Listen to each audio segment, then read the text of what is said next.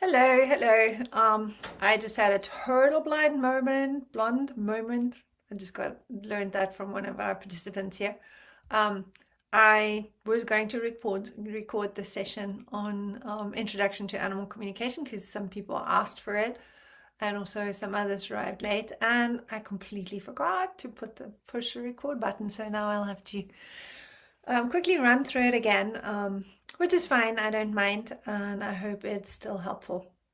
Okay, so the idea is the session is a question. It was a little bit of a question and answer session. Unfortunately, you don't get to see what the other people shared now. I'm sorry about that. But you still get to um, meet me and hear my animal communication experience and hear about the course a little bit. And I'm also going to still do the exercises, which you can absolutely do listening to that. So I'm going to share a quick brief, it's about 15 minutes presentation, and then we're going to go into a little bit of a communication together, not too much, and then I'm going to share briefly about the course. And if you have any questions, please feel free to just email me. Um, yeah, and I really hope to see you on the course. All right, so sharing my screen. There you are. Okay. So when you get connected, when you start listening to nature, and animals, it's really starting to be amazing how many answers just come through for you, right? Like in the process of asking the questions, things become apparent. So, like the other day, as I was out walking Mia, this is Mia, my dog, dog living with me. I was mulling over, wondering about, how to start sharing this session with you today, and just looking at how our relationship is, a give and take. And I find that she listens most happily when she also gets to dictate some of the rules of the games, or the rules include things that she loves. Like she loves grabbing the leash, and then she gets to proudly walk herself for a bit. Um, and so on this walk, as she trots next to me, people often stop us and they go like, "Oh, she's such a nice dog. She's such a pretty dog," and like they see that beseeching pit bull face, right? And the ears tucked back, and then those incredibly mobile eyebrows, and they go like, "Oh, you're really so nice." And so I look at Mia and I go, you are a good-looking dog. And in that way that happens in interspecies communication, she replies to me in my head, in my feeling, yes. And I'm also intelligent and balanced and a very good listener. And I laugh, and my human brain goes like, "Oh, she's boastful." And immediately she corrects it and she goes, "I am confident as well." And it's not ego. It's a simple, total, quiet assessment of her own good qualities. And it's shared without reservation. It's not boasting. And, it's when you have a relationship with someone based on mutual play and mutual respect, you don't get a well-behaved partner, you get a confident partner, a relaxed partner. And it's so nice to be with someone who knows exactly who they are, right? Because that's where the magic is, in that space where words just really aren't necessary, or they're almost in the way, they're distract. And in those moments, translation between Mia and I isn't required. Often when we talk with humans, it can really be quite exhausting. There's like fencing, there's confusing signals with like words, between words and body language. And, with Mia in that moment, the connection is effortless because it's direct, comes from the heart. It's not a filter through the mind. It's a different way of being literate. I'm not reading her signals. She's not reading my signals. We're tuned into each other. And there's no ego to protect, and there's no hidden agenda to navigate, because it's open. You don't hide. You can't hide. So it becomes a really truthful relationship. And so I look at her and I see that quiet and confident intelligence. And that means I'm perceiving who she is. The most profound things we want to say to each other, they don't really work with words anyway, right? And Mia, the animals in our lives, they know this. And when we start to communicate with them, they're just welcoming us back and going like, yeah, finally, you're catching up. And that is the gift of that interspecies communication. It strips away that mental noise, and it reminds us that in our core, we don't need to posture to be seen or to be worthy. We need to be present and truthful. So, taking a situation with one of your animals, that's done something who's done something that you maybe didn't agree with, like, puppies chew things, cats scratch the furniture, whatever it is, Imagine, just remember that situation, or imagine yourself in a situation like that, and look at them. And what is it that you think of them? And how does it make you feel? Most likely it's like, oh no, don't do that. And there's a constriction and a needing, like a discomfort. And then if you look at them without needing anything from them in that moment, just allow them to be who they are, do what they do, and just look at them. How do you perceive them differently?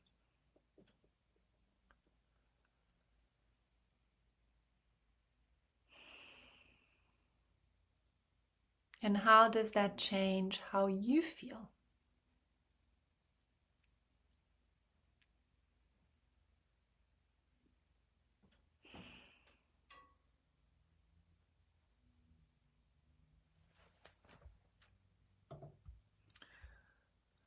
I've come to see animal communication as a vital mental health tool, if you want. A way to really practice true spiritual presence with the world, in the world. Animals live without the barriers, the mental barriers that we build for ourselves to keep ourselves safe.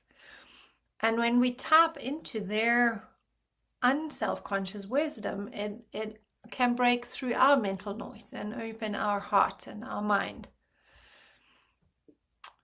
It's this beautiful irony in living with animals, because their needs and their wants are actually good for us. When you first think is like the dog needs a walk or it needs a game, and it seems like a demand on your time, or not always, I'm not saying always, but often it does. But beneath the surface, they're inviting you into a space of play, of presence. So listening to what they need, we are forced to slow down. We are asked to set aside ego and to open. And so their requirements become a tool that help us stay grounded, that help us heal that busy, rushing side of ourselves. So it's a master class in being present. They don't need us to provide for them. I mean, also they like that, but they need us to listen, to be with them. And in that listening, we often find answers and things about ourselves we didn't even know we'd been missing. It's a loop. The more we honor their nature, the more we discover our own nature. It's easy to think you're providing for them. But when you look closer, their needs mirror your own needs often. Always, sometimes you just have to look a little deeper. So they need exercise and stimulation, and so do you. They need you to put your phone away and actually be where your feet are. Like, duh. When we ignore that, when we get sucked into the screen while like sitting with the cat or while walking the dog, we're not just ignoring them. We're ignoring our own need to be present. You know, Mia doesn't just want to walk, she wants company, she wants a witness. And in that witness, in being that witness, I'm also witnessing my world. Also, we often interact with animals and nature with our own set of very rigid rules.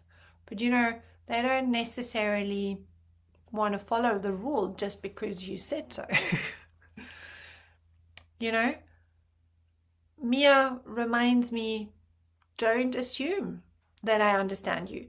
If she isn't following my direction, it's often enough because my explanation is muddy. So that is my opportunity to become more clear, to be more focused, and to really communicate. And then don't assume I'll agree because they'll agree. Don't assume they will agree just because I made a rule. Their needs are often different, and they take precedent in their minds over what I'm asking. And they might just be bored and happy to push your buttons for a bit of entertainment. And so instead of getting frustrated in those situations, I've learned to use those moments to examine my preconceived notions of what I need to control. Why does it have to be like this? What am I missing as I'm trying to manage a situation instead of flow with it? The truth is, the more I listen, not just to Mia, but also to the trees and the stones and the elements, the more absurd human society starts to feel. So we spend so much time posturing and enforcing and worrying. But in nature, with animals, there is a quiet and unself-conscious wisdom. And that doesn't need our approval. It just needs us to show up. It just needs us to be truthful. And it needs us to realize that we're part of a much bigger and much more sensible conversation. So that's why I keep spending time with animal communication, sharing, teaching, and communicating for other people, even though it doesn't really pay my bills. And I still need to have a job, another one of those human inventions. But I keep being with it because I believe it's a practical tool for experiencing oneness. We talk about being connected in the world, but this is how you actually practice it.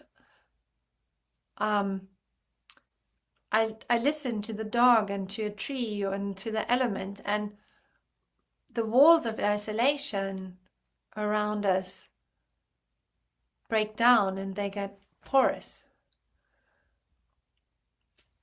It is often much easier to be connected to nature and to animals. There's less baggage, less judgment.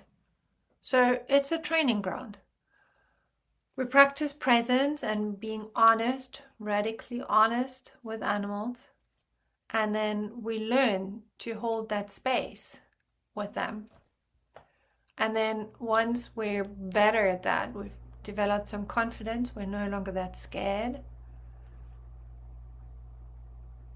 We get present without posturing so much. Then we progress to applying that same grace to each other. I believe that this supports a positive evolution for our species we are at the point where we desperately need more light, we need more empathy, we need more connection, more clarity.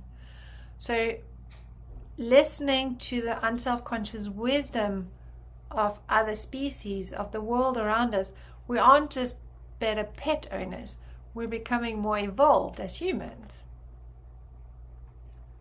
You know, when I walk with Mia, it's not just exercising the dog, I'm practicing being there, I'm practicing being with her.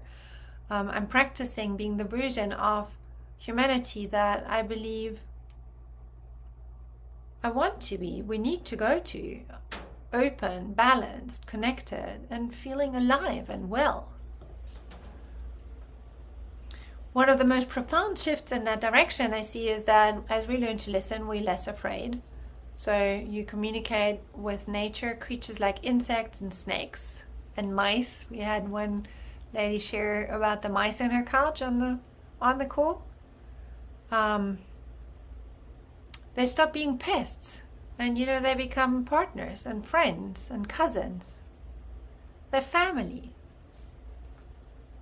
So we can move away from the knee-jerk reaction of violence and poisons. That's fear. That's from fear. And we move towards balanced and considerate. I just built a toad corner in my yard. I've already got a large brush pile that's got the garden snake and lots of solitary wasps and plenty of ladybugs. So, you know, you live in balance, open-hearted, connected. And also you feel in that connection, you feel more alive, feel more energetic. It's like taking a deep breath of fresh air, or, you know, watching a beautiful sunset. Having the sun dry the water after you had a swim in the summer. I'm sure you can imagine a moment like that when you felt connected with nature. Or with an animal, it doesn't really matter.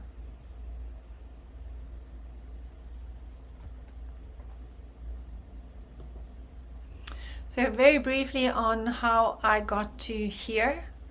After graduating from vet school in 1999, I pretty quickly hit a wall with my profession.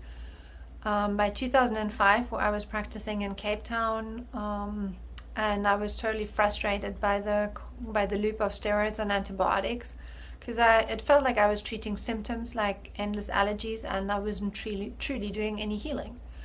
And so that frustration led me towards homeopathy, and that really completely shifted my lens, because I stopped seeing cases and I started seeing personalities. I realized that every animal has a very distinct emotional and physical blueprint, and by prescribing on the individual rather than the disease, I found I could address physical, emotional, behavioral issues that traditional medicine doesn't have anything for. In 2006, on a congress, I met Anna Breitenbach. On a congress for homeopathy, I met Anna Breitenbach. She presented on animal communication. So if you haven't seen Anna's video on how Diablo became spirit yet, it's an absolute must watch. And I'm happy to send the link if you want. So Anna shared stories from her communications, and she also said everyone can learn this. And I was pretty skeptical, coming from scientific background, veterinary medicine, but she's an amazing personality, and so I took her card. And some months later, I was treating a cat who was attacking the other cats in the household, and no remedies that I used, no homeopathic remedies, made any change for very long. So I suggested the owner we try Anna, and Anna did 2 communications with that cat. And the cat got to state what was going on for her, and the human listened, and the problem was solved. In 2011, I myself faced a challenge that I couldn't solve, and we just had adopted Roxy, and Roxy was a complete Houdini. She could get out of any fence, any enclosure, any harness within minutes. And then she was chasing wildlife in the nature reserve, the Goedwinterhek, where we lived at the time, and so that, of course, was unsustainable. So I contacted an animal communicator, and with that communication, we moved from commanding into agreement. Once Roxy had understood our expectations, which had not been clear to her at all, we could reach a compromise. She got 2 structured walks a day, every day, for the rest of her life. And we in turn got pretty reliable recall, and she stopped breaking out. So the recall was never 100%, but it was way better than it was before. And the results were immediate. It really opened my eyes to the power of treating an animal as a conscious partner in negotiation, rather than that thing that I need to make do stuff. And by 2012, everything shifted again, because as I began working with spirit animal guides. And that's a practice we'll explore a little bit together in the 3-week course, as you connect with your own individual guide. In 2013, I took my first formal communication course in South Africa, in PE, and then followed by a week-long intensive in Germany in 2015. And again, like, that was an eye-opening, communicating with insects and experiencing, the world through their mind, their bodies. It really teaches you that you don't need a large brain for wisdom. You need a present soul. So since 2018, I've communicated for others with probably close to 200 animals, some over the span of many years, over and over again. But the conversation hasn't stopped with pets. It has expanded to trees and the flowers in my garden, the elements, wind, water, fire, earth.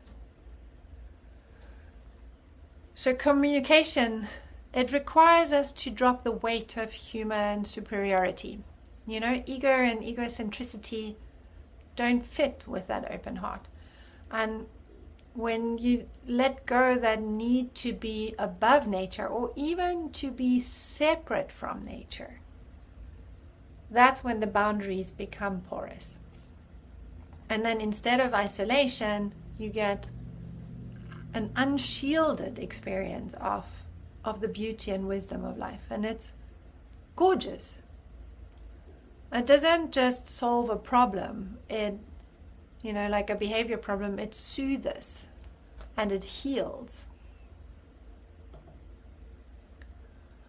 So is it scientific? The short answer, of course, is no, not by today's standards of science. The scientific trials of this day and age are mostly still stuck in Newtonian ideas of cause and effect. And this being telepathic work, it doesn't exist in the space that our current technology can measure.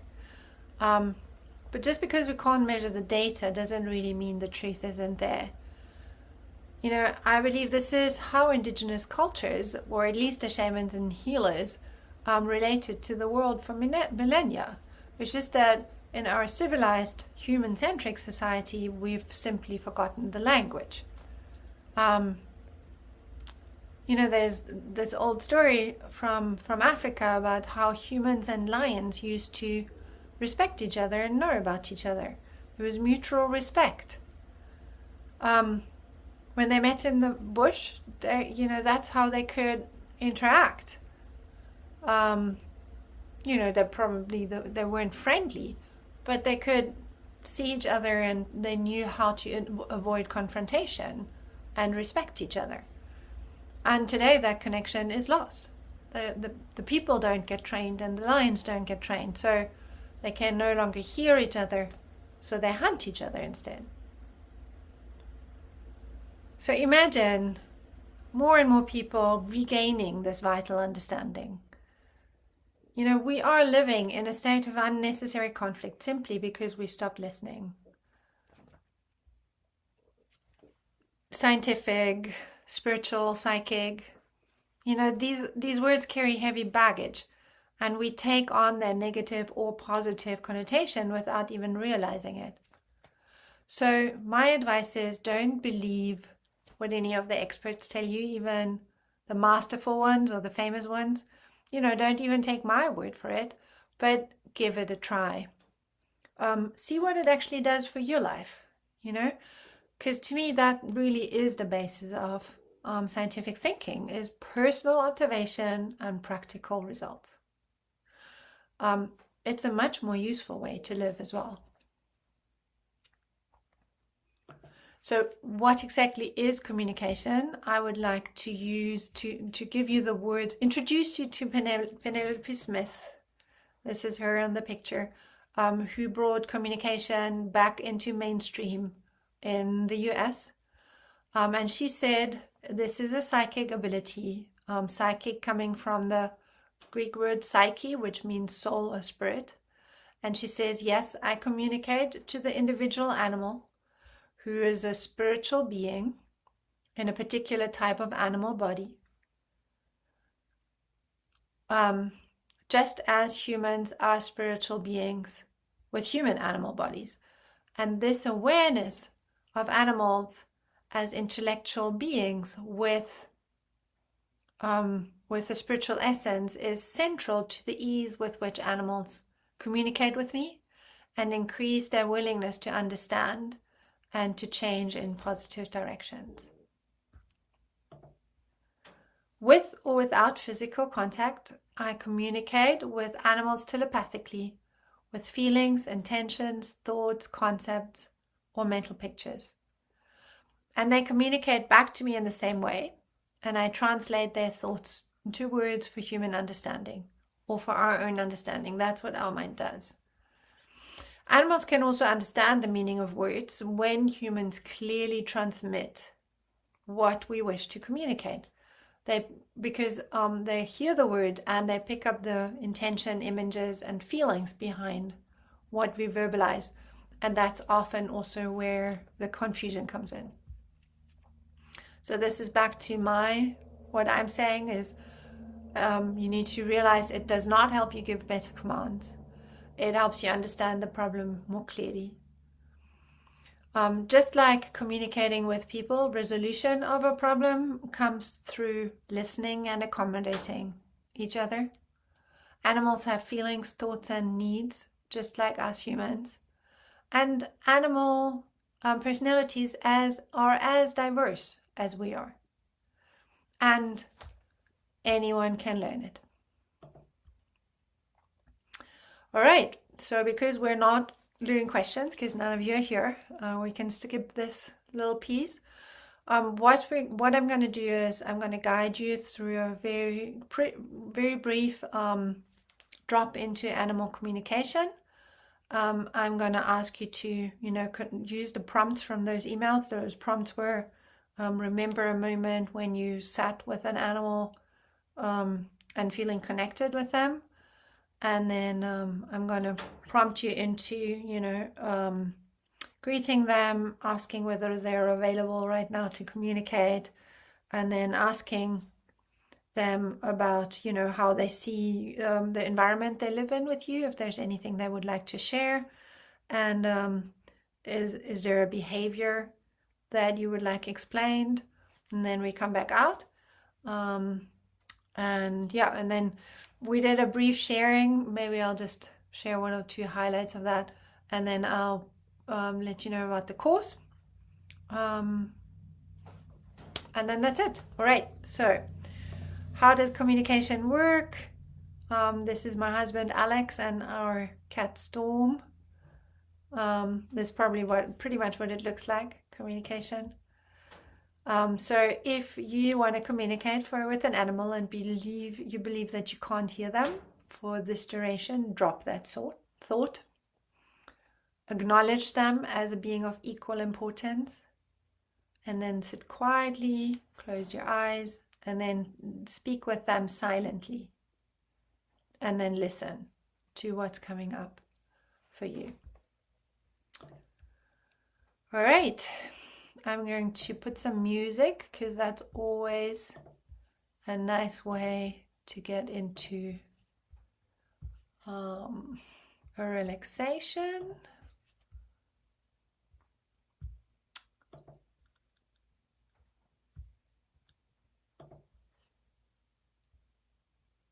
If you feel like 2026 did not get off to a great start financially, don't worry. The real... There we go. Here's the music. All right, I hope you can hear it because now I can't ask you, but I hope you can hear it okay.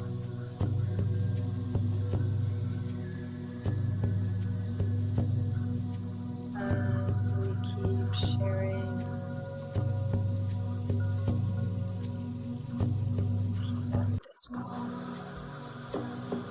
Okay. All right, the invitation is to sit comfortably and easily and to close your eyes.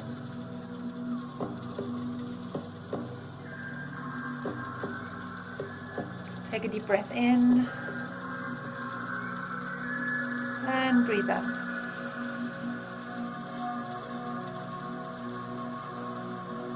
Another deep breath in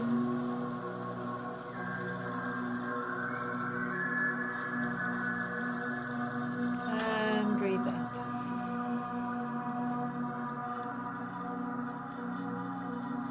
And one more time, take a deep breath in and do a big breathing out.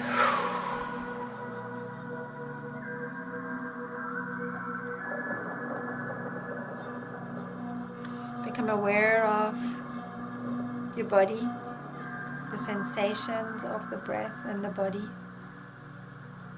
the sensations of the air coming down the nostrils, the throat, expanding the chest, and then the chest collapsing, the air rushing out in the exhalation.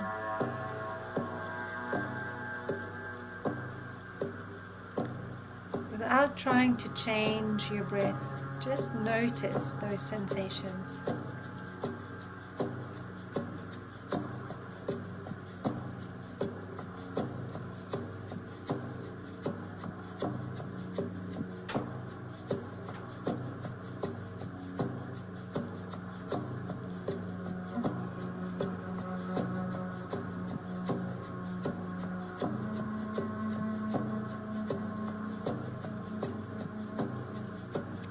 Expand the sensations to the rest of your body.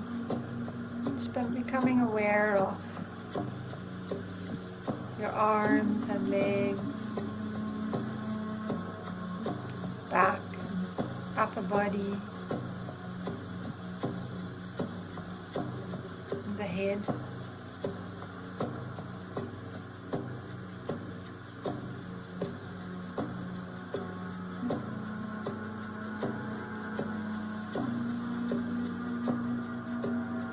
Then expand your awareness out into your environment.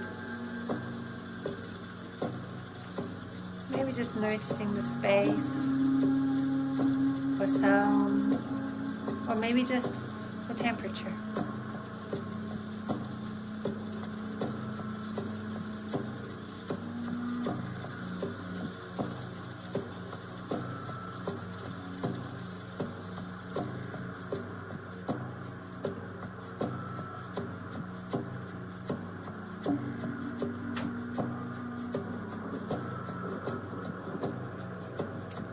And then I invite you to reach with your awareness out to the animal that you would like to communicate with. Maybe imagine them in your mind or call them silently. Remember a time when you were with them.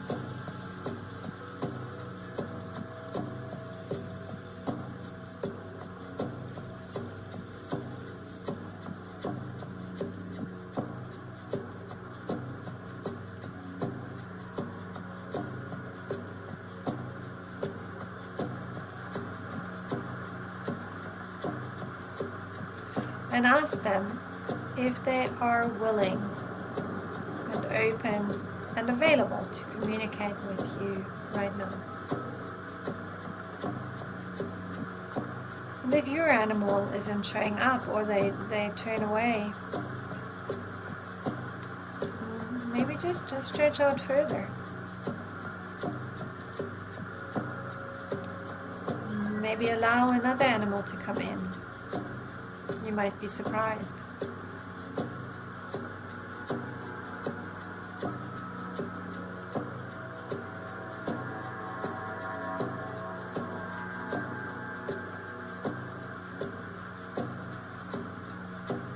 And thank the animal for, being in your life and for showing up and being willing to meet with you.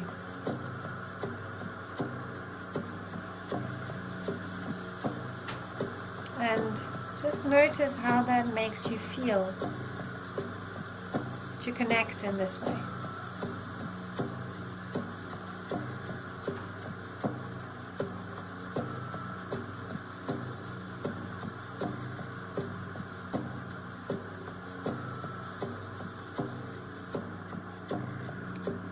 And then if that feels right, just ask them if there is something in their environment or in their living with you that they would like to share with you.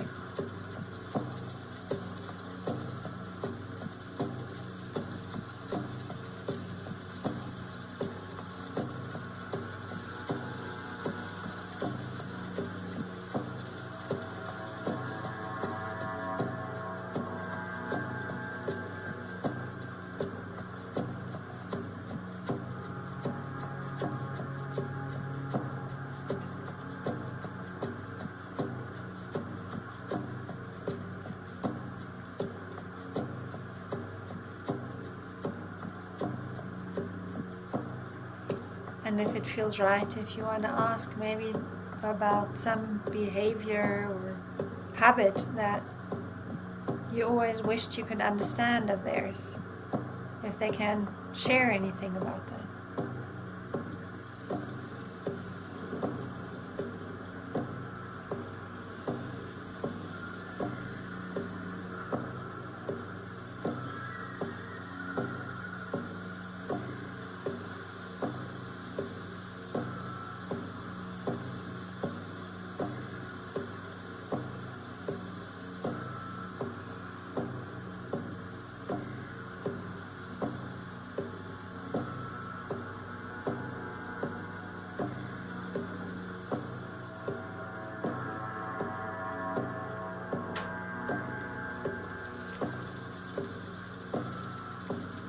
And then thank them for coming to communicate with you.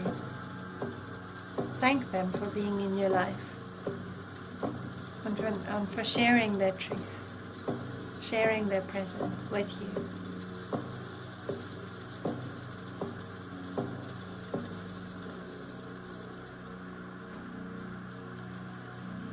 And tell them that you would like to be back and like to continue this conversation maybe sometime, if they're open.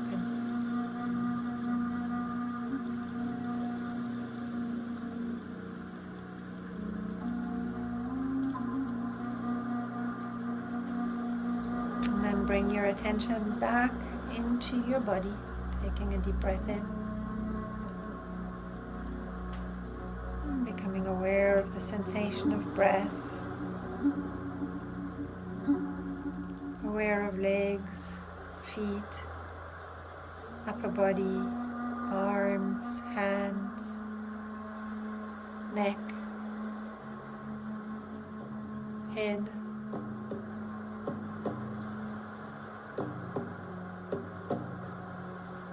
Taking a breath in again and becoming aware of your environment.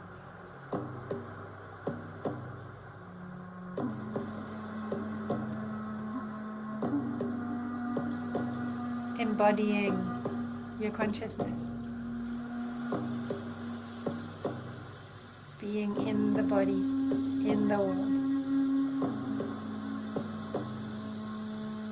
And taking in one more deep breath And as you breathe out in your own time, when you're ready, open the eyes again.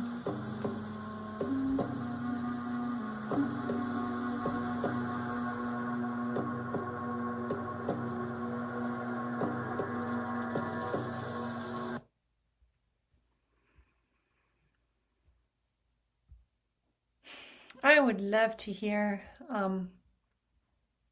if you had anybody communicate with you in this little session. So feel free, if you're watching this, to send me a little bit of a feedback.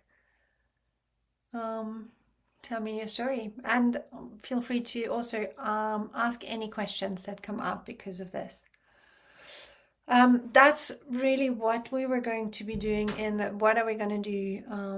What we are going to do in the 3-week course on animal communication is really a lot of practice. So I'll be talking a lot less, and we spend a lot more time communicating with our own animals, and specifically with other people's animals, so that you can get feedback for what you're hearing. Let me just share this. So you can get feedback for what you're hearing, because that way you're starting to drop the doubts that you can't actually hear it, or that this doesn't make any sense. So it's over three Sundays. The times are South African 5 to 8:30 p.m. and Pacific 8 to 11:30 p.m. 11:30 a.m. in the morning. The days are April 19th and 26th and May 3rd. And so it's like 3.5 hours. We're going to do an attuning to that space through animal communication, through animal spirit guide, through an animal spirit guide journey. And then I'm going to guide you into the first communication, and then we're going to spend some time sharing and doing question and answers. In between the sessions, you're going to get a homework communication and meet with another participant to share what you're coming up with. And I'll give specific directions on the kind of sharing that we do. That is most beneficial. I'm also going to guide you through a brief exercise on how to drop the thoughts that you can't communicate or you can't hear. That's going to be part of that. And and it's only in the last session that we're actually going to be communicating with our own animals and with wild animals as well.